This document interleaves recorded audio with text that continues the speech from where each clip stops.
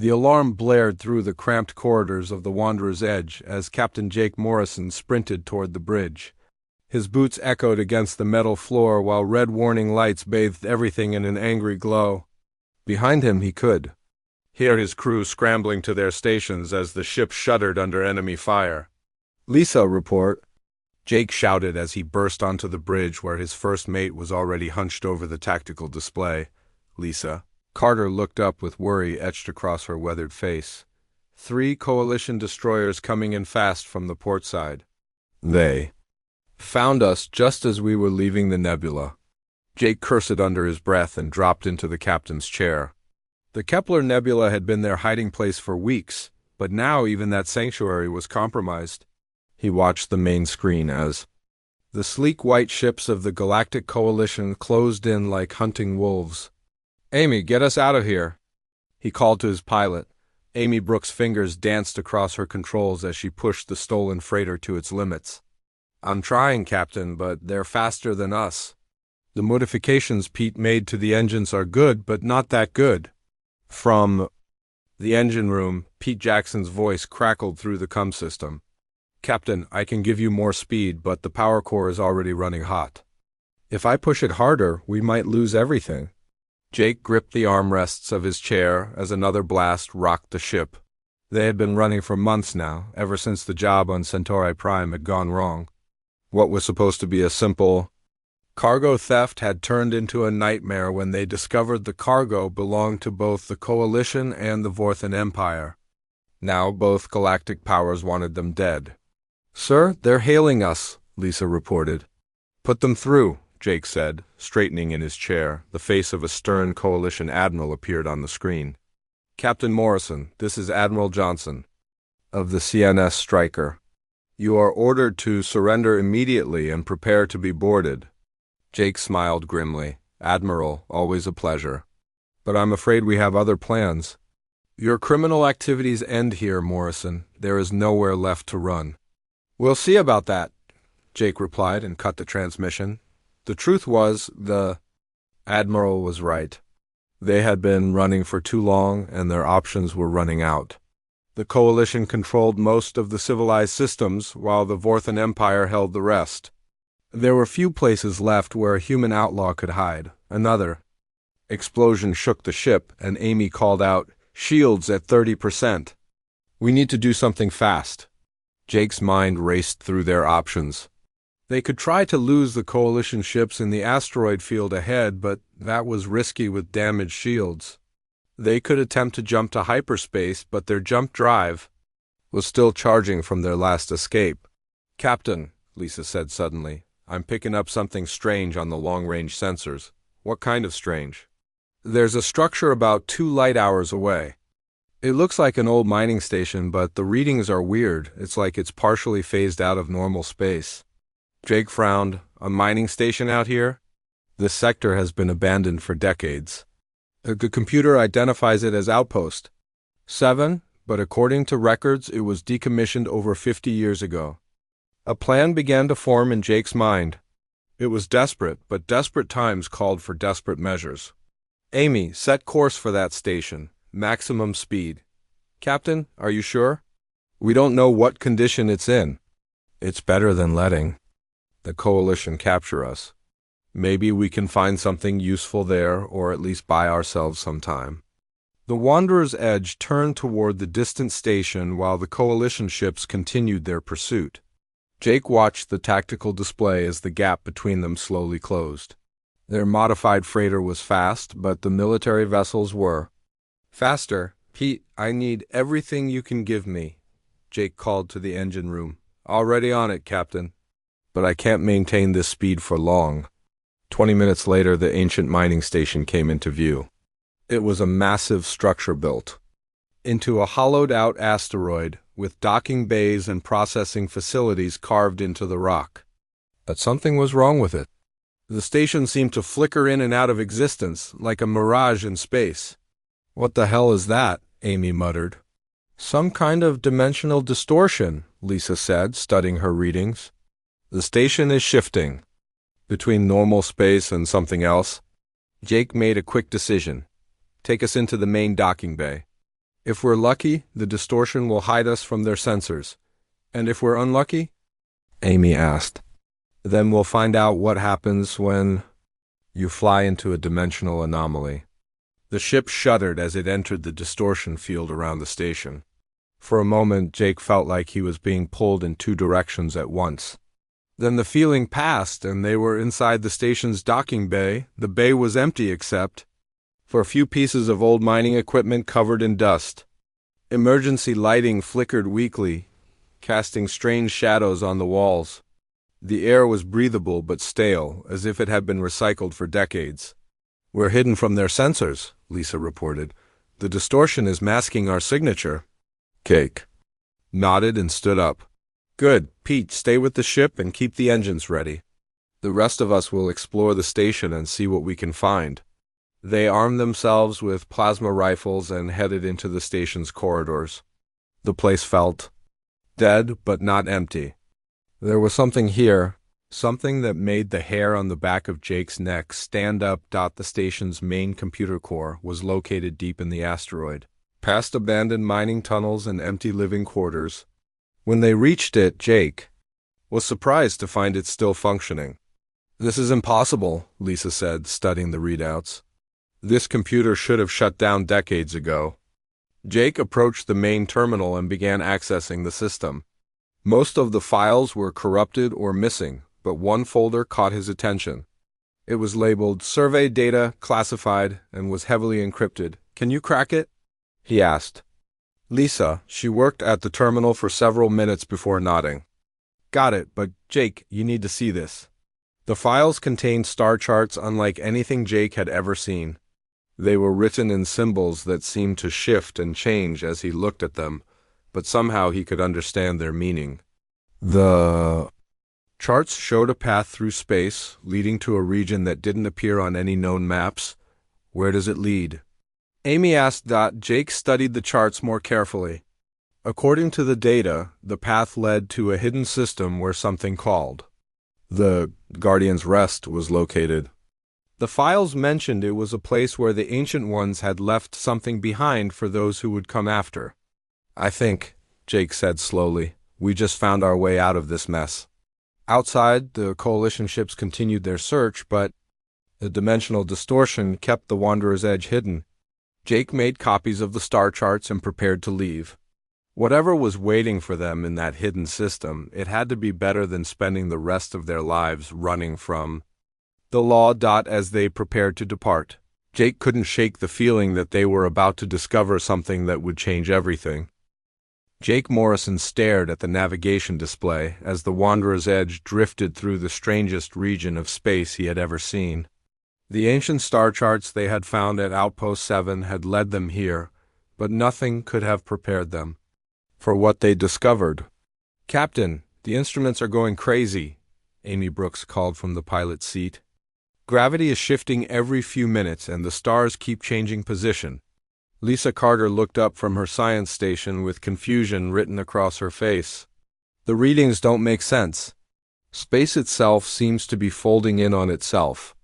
Here, Jake walked over to the main viewing port and gazed out at the impossible sight before them.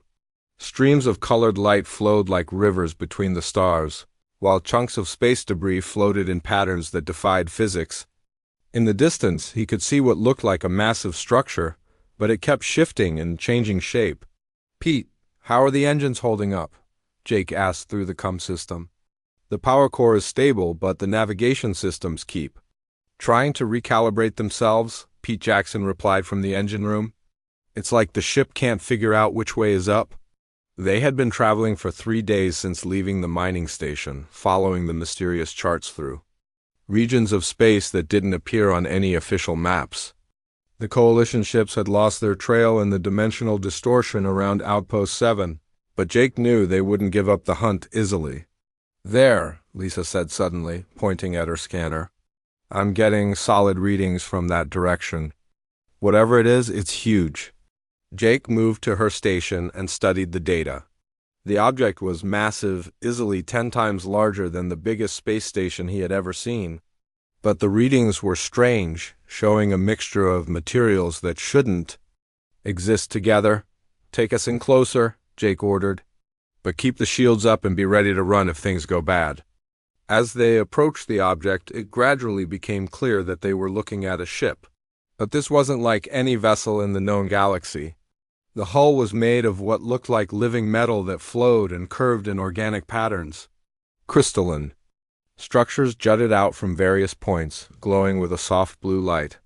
"My God," Lisa whispered. "Jake, do you know what this is?" Jake shook his head, unable to take his eyes off the alien vessel.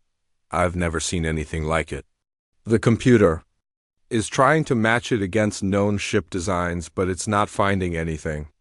This design is completely unknown. Amy guided their ship closer to the alien vessel, looking for a way inside. The surface was smooth and seamless, with no obvious docking ports or airlocks. But as they circled around to the other side, they found what appeared to be a large opening in the hull. "That looks like a hangar bay," Amy said. "But it's big enough to fit a dozen ships our size." Jake made a decision that would change everything. "Take us inside. Captain, are you sure about this?" Lisa asked. "We don't know if it's safe." "We've been running from the Coalition for months," Jake replied. "If there's something valuable in there, it might be our ticket to freedom." The Wanderer's Edge slowly entered the alien hangar. Emergency lighting flickered on as they passed through some kind of energy barrier, and Jake felt his ears pop as the ship's atmospheric systems detected breathable air outside. "The bay is pressurized," Lisa reported, "and the air is clean." "How is that possible after all this time?" Jake grabbed his plasma rifle and headed for the airlock. Only one way to find out. "Lisa, Amy, you're with me. Pete, stay with the ship and monitor our communications." They stepped out into the hangar and immediately knew they were somewhere special. The walls were covered with symbols that seemed to glow with their own light. The floor was made of the same flowing metal as the ship's hull, and it felt warm beneath their feet. "The symbols," Lisa said, studying the walls, "they're not like any language I've ever seen, but somehow I feel like I should be able to read them." Jake felt the same strange sensation. The symbols seemed to shift and change as he looked at them, but their meaning was almost clear. It was as if the ship itself was trying to communicate with them. They found a corridor leading deeper into the vessel and began to explore. The ship was vast, with rooms and passages that stretched far beyond what should have been possible given its size from the outside. Everything was bathed in the same soft blue light, and the air hummed with barely contained energy. "This place is still active," Amy said, pointing to panels that glowed with unknown readouts. "After all this time, it's still running." They passed through what might have been living quarters, but the furniture was designed for beings much taller than humans. Storage areas contained devices whose purpose they could only guess at. And everywhere there were more of the glowing symbols deep in the ship's core. They found a chamber that took their breath away. The room was enormous, with a domed ceiling that showed a perfect view of the stars outside. In the center stood a massive crystalline structure that pulsed with rainbow colors. "What is that thing?" Amy asked. Jake approached the crystal slowly. It was beautiful and terrifying at the same time, standing twice as tall as a human and wider than his outstretched arms. The surface was smooth and warm to the touch, and he could feel energy flowing through it like a heartbeat. "I think it's some kind of computer," Lisa said, scanning it with her handheld device. "But the technology is beyond anything we know." As Jake stood before the crystal, he felt a strange pulling sensation. The symbols on the walls began to glow brighter, and the humming sound grew louder. Without thinking, he reached out and placed his palm against the crystal's surface. The moment his skin made contact, the world exploded into light and sound. Jake felt his consciousness being pulled into the crystal, and suddenly he was experiencing memories that weren't his own. He saw vast fleets of ships like this one, traveling between the stars. He saw beings of incredible beauty and power, working together to protect something precious, and he saw the enemy they were running from. The visions came in waves, each one more intense than the last. Jake saw entire worlds being consumed by a darkness that moved between dimensions. He saw the ancient beings making a terrible sacrifice to save the galaxy. And he saw the truth about what this ship really was. When the visions ended, Jake found himself on his knees before the crystal, with Lisa and Amy kneeling beside him in concern. But his mind was filled with knowledge that hadn't been there moments before. "Jake, what happened?" Lisa asked. "You were glowing and the whole room lit up." Jake stood up slowly, his mind reeling from what he had learned.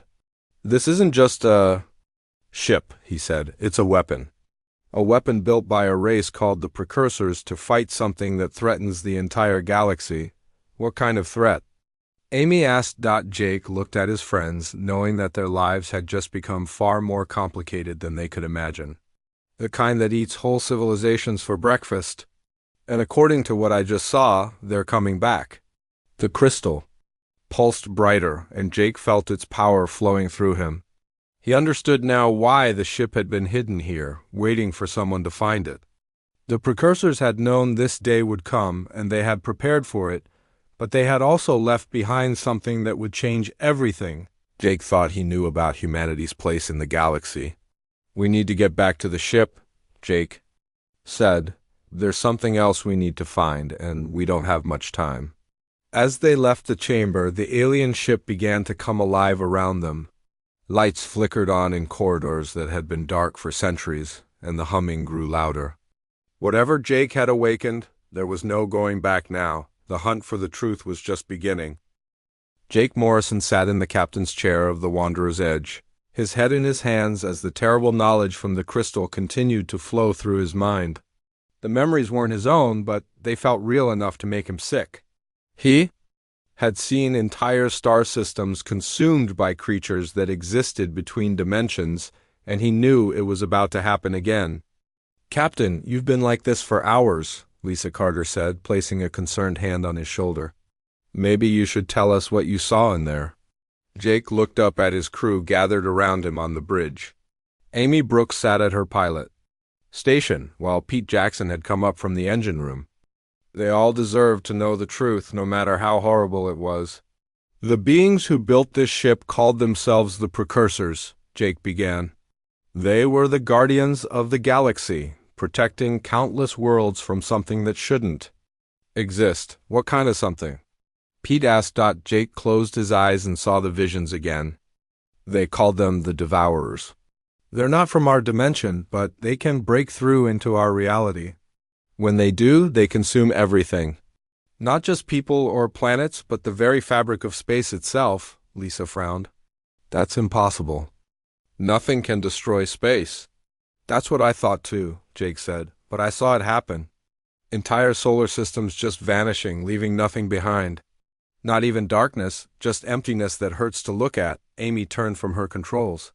"So what happened to these Precursors? Where did they go?" Jake stood up and walked to the viewing port, looking out at the massive alien ship floating nearby. "They sacrificed themselves to seal the rifts between dimensions. They built weapons like this ship and used them to create barriers that would keep the Devourers out. But something's wrong," Pete said. "Otherwise you wouldn't look so worried," Jake nodded grimly. "The barriers are failing. The Devourers are starting to break through again, and this time there are no Precursors left to stop them." The bridge fell silent as the crew absorbed this information. Finally, Lisa spoke up. "Why are you telling us this? What does it have to do with us?" "Because," Jake said, "the Precursors didn't just build weapons. They planted seeds throughout the galaxy, genetic patterns that would create beings capable of using their technology. They were preparing for this day." Amy's eyes widened. "You're talking about humans." "Not just humans," Jake corrected. "But humans have the right kind of neural patterns to interface with Precursor technology. That's why the crystal responded to me, and why I can understand their symbols now." Pete stood up suddenly. "Captain, I'm getting readings from the alien ship. It's powering up." Jake wasn't surprised. He had felt the ship awakening ever since. He touched the crystal. "It's responding to my presence. The ship has been waiting for someone like me to activate it." "Someone like you?" Lisa asked. "Someone with the right genetic markers." "The Precursors scattered them throughout the galaxy, hoping that when the time came, There would be people ready to use their weapons. As they talked, Jake's enhanced perception began picking up something else. Far beyond the hidden system where they were anchored, he could sense disturbances in space itself. The barriers between dimensions were weakening, and something was trying to push through. "We need to leave," Jake said suddenly. "The Devourers are already starting to probe the dimensional barriers. It won't be long before they find a way through." "Leave and go where?" Amy asked. Jake looked at his crew, knowing that what he was about to ask would change their lives forever. "We need to warn the galaxy. The Coalition, the Vorthan Empire. Everyone. They need to know what's coming." Lisa shook her head. "Jake, they'll never believe us. And even if they did, we're wanted criminals. The moment we show up in civilized space, they'll arrest us." "Then we'll have to make them believe," Jake said. "This ship has communication systems that can reach anywhere in the galaxy. We can broadcast the truth to everyone at once." Pete looked skeptical. "And you think that will work?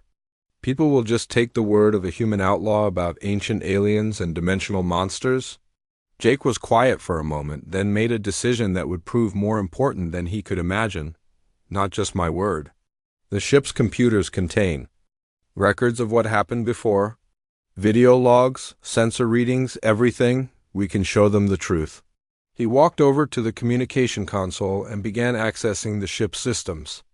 The precursor technology responded to his thoughts, and soon he was connected to the vessel's vast database. What he found there made his blood run cold. "Lisa, Amy, Pete, you need to see this," Jake said, transferring the data to the main screen. The bridge filled with images of the galaxy as it had been millions of years ago. Thousands of advanced civilizations working together in peace and prosperity. Then came the first signs of trouble. Ships disappearing near the edge of known space. Colonies going silent without explanation.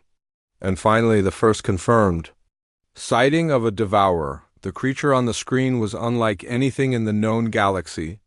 It had no fixed form, shifting between states of matter like a living shadow. Where it touched normal space, reality began to unravel. Stars went out, planets dissolved, and entire fleets of ships simply ceased to exist. "This is what's coming," Jake said quietly. "And according to the ship's long-range sensors, the first breakthrough is happening now." Amy checked her instruments. "I'm not picking up anything unusual." "That's because it's happening on the other side of the galaxy," Jake explained. "But it won't stay there. The Devourers will spread until they've consumed everything." The crew watched in horror as the historical records showed the Precursor's final battle. Fleets of ships like the one they had found working together to create massive dimensional anchors that would seal the rifts. The cost had been enormous. Entire worlds had been evacuated, and the Precursors themselves had poured their life force into the barriers to make them strong enough to hold. But they knew this day would come, Jake continued. They left instructions, protocols for reactivating their weapons.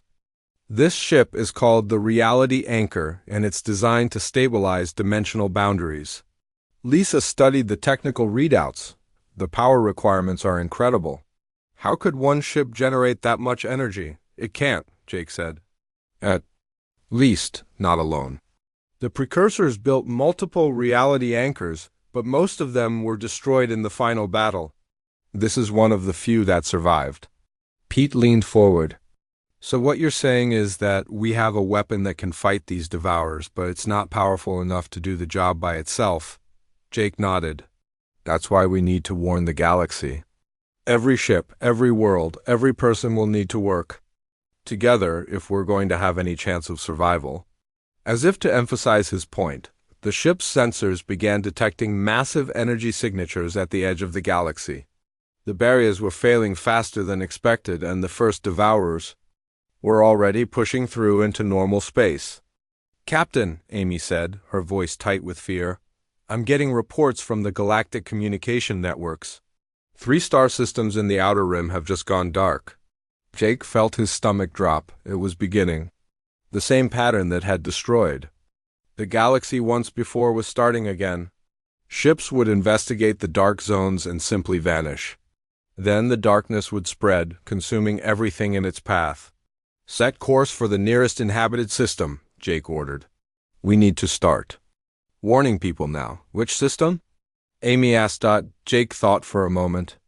They needed to reach someone with authority, someone who could coordinate a galactic response. New Terra, the Coalition capital?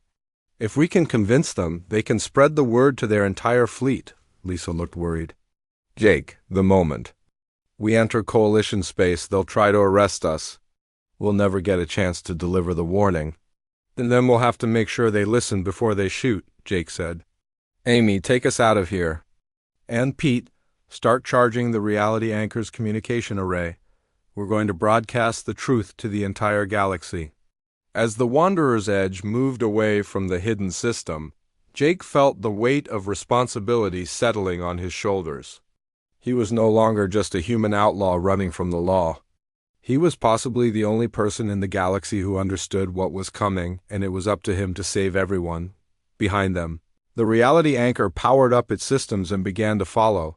The ancient ship had waited centuries for this moment, and now it was ready to fulfill its purpose. The question was whether the galaxy would be ready to accept the truth in time to save itself. Jake Morrison stood on the bridge of the Reality Anchor, watching the chaos unfold across the galaxy through the ship's advanced communication systems. 3 more star systems had gone dark in the past hour, and panic was spreading through both Coalition and Vorthan space as entire fleets simply vanished without a trace. "Captain, we're receiving responses to our broadcast," Lisa Carter reported from her station.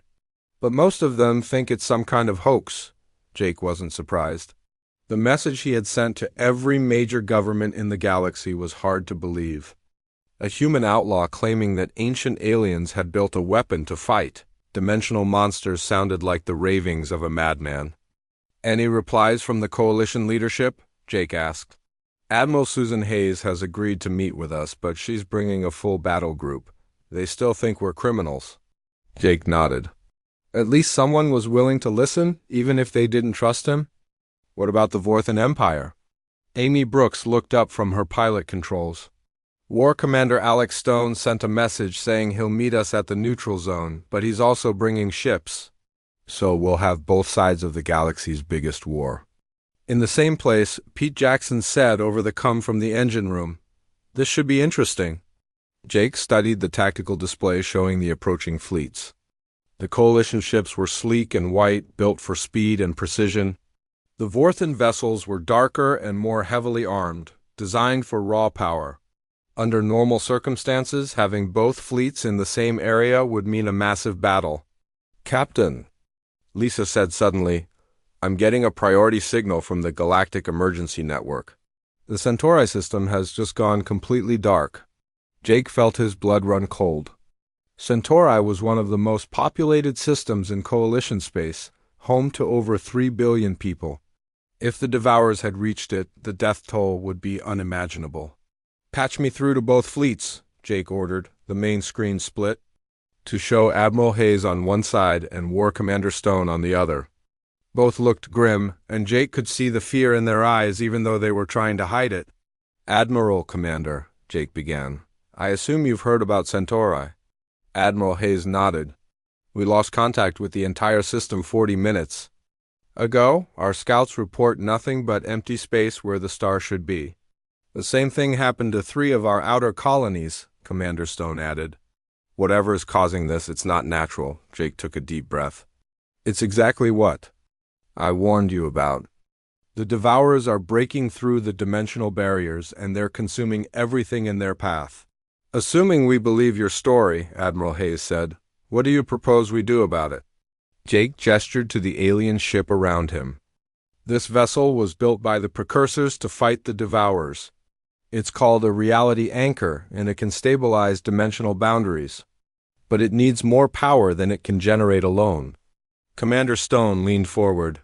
"Are you suggesting we work together? The Coalition and the Empire have been at war for decades. I'm suggesting you put aside your differences before there's nothing left to fight over," Jake replied. "The Devourers don't care about your politics. They'll consume Coalition and Vorthan worlds equally. The two military leaders exchanged a look that spoke volumes. Jake could see them weighing their options, trying to decide whether to trust a human outlaw or risk the complete destruction of their civilizations. "What would you need from us?" Admiral Hayes asked finally. Jake felt a surge of hope. "The reality anchor can create a dimensional barrier, but it needs energy from multiple sources. If we can link your fleet's power cores to the ship's systems, we might be able to create a stable barrier." "And if it doesn't work?" Commander Stone asked. "Then we all die together," Jake said bluntly. "But if we don't try, we'll die separately." The next few hours were tense as both fleets moved into position around the reality anchor. Jake could feel the hostility between the Coalition and Vorthan forces, centuries of mistrust and warfare making cooperation difficult. Dr. Rachel Green, the Coalition's chief scientist, came aboard the alien ship to study its systems. She was a brilliant woman in her 50s, with gray hair and sharp eyes that missed nothing. "This technology is incredible," she said, examining the crystalline control matrix. "It's like nothing I've ever seen before." "The precursors were far more advanced than any current civilization," Jake explained. "They had to be to fight the Devourers." From the Vorthan Empire came Commander Kevin Price, a tactical expert with experience in unconventional warfare. He was younger than Dr. Green, with the bearing of a soldier who had seen too much combat. "The power requirements are enormous," he said, studying the technical readouts. "Even with both fleets working together, I'm not sure we can generate enough energy." Jake looked at the data and realized Commander Price was right. The reality anchor needed more power than any conventional fleet could provide. But as he studied the ship's systems, he found something that might work. "There's another way," Jake said. "The ship doesn't just need electrical power. It needs something called psychic resonance." "What does that mean?" Dr. Green asked. Jake touched the crystal matrix, feeling its energy flow through him.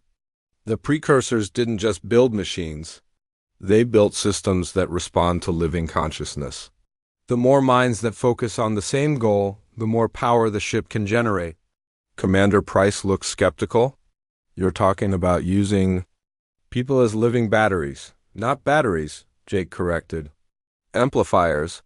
The ship takes the combined will of everyone connected to it and uses that to strengthen the dimensional barriers." Dr. Green was already running calculations. "The neural load would be enormous. We'd need thousands of people, all focusing on the same task." "We have thousands of people," Admiral Hayes said, joining the conversation. "Both fleets combined have over 50,000 crew members." "But they'd have to work together," Jake pointed out. "Coalition and Vorthan forces, united in purpose." "Can you make that happen?" The two leaders looked at each other, years of hatred and mistrust passing between them. Finally, Commander Stone spoke. "For the survival of the galaxy, we can try." The preparation took hours. Jake worked with Dr. Green and Commander Price to modify the reality anchor systems, creating neural interfaces that could connect to human minds. Meanwhile, both fleets prepared their crews for the most unusual battle in galactic history. Jake found himself in the ship's command center, surrounded by officers from both sides of the war. The tension was thick enough to cut with a knife, but he could also sense something else. Desperation was forcing old enemies to work together. "Captain," Amy called from her station, "I'm detecting massive dimensional distortions heading this way. The Devourers are coming." Jake looked at the sensor readings and felt his heart skip a beat. The creatures were moving faster than expected, consuming system after system in their path. They had maybe an hour before the first Devourer reached their position. "All stations prepare for neural link," Jake announced. "This is it.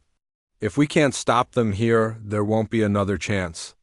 As the crews of both fleets prepared to link their minds to the alien ship, Jake felt the weight of the entire galaxy on his shoulders.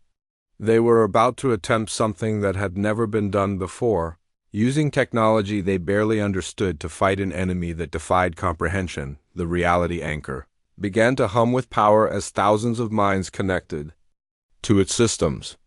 Jake could feel the combined will of Coalition and Vorthan crews flowing through the ship, their shared determination to survive overcoming centuries of hatred. In the distance, the first Devourer appeared at the edge of the system, its dark form already beginning to unravel the fabric of space itself. The final battle for the galaxy was about to begin. Jake Morrison felt 50,000 minds flowing through him as the reality anchor came alive with power beyond anything he had ever imagined. The crystalline matrix at the ship's heart blazed with rainbow light, and every surface glowed as the combined will of Coalition and Vorthan crews focused on a single purpose. Neural link established, Dr. Rachel Green reported, her voice tight with concentration. All fleet personnel are connected to the ship's systems. Through the mental link, Jake could sense the emotions of every person connected to the reality anchor.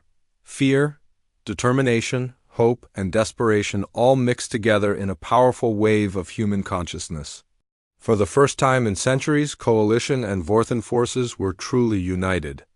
"Devourer approaching fast," Commander Kevin Price called out. "Distance, 2 million kilometers and closing." Jake opened his enhanced perception and immediately wished he hadn't. The creature moving toward them was a nightmare made real, a shifting mass of darkness that seemed to exist in multiple dimensions at once. Where it touched normal space, reality itself began to break down. Stars flickered and went out, and the very fabric of the universe started to unravel. "All ships maintain position," Admiral Susan Hayes ordered over the fleet communications. "Do not engage the target. Let the reality anchor do its work." Jake placed his hands on the crystal matrix and felt the ship's systems respond to his touch. The ancient precursor technology was incredibly complex, but somehow he understood how to use it. The knowledge flowed through him like water, showing him exactly what needed to be done. "Initiating dimensional stabilization field," Jake announced. "Everyone hold on." The reality anchor began to change. The flowing metal of its hull shifted and reshaped itself, extending massive projectors that crackled with energy.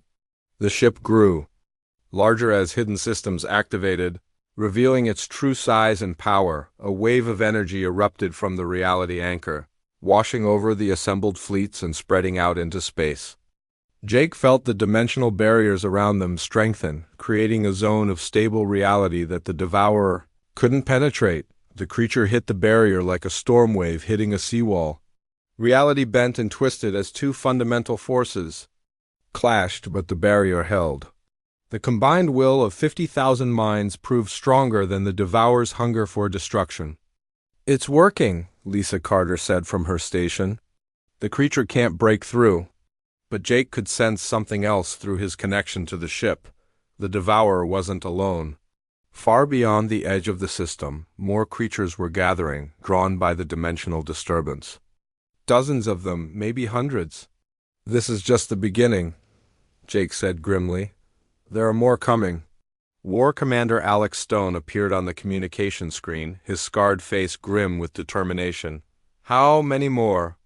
Jake consulted the ship's long-range sensors, and what he saw made his blood run cold.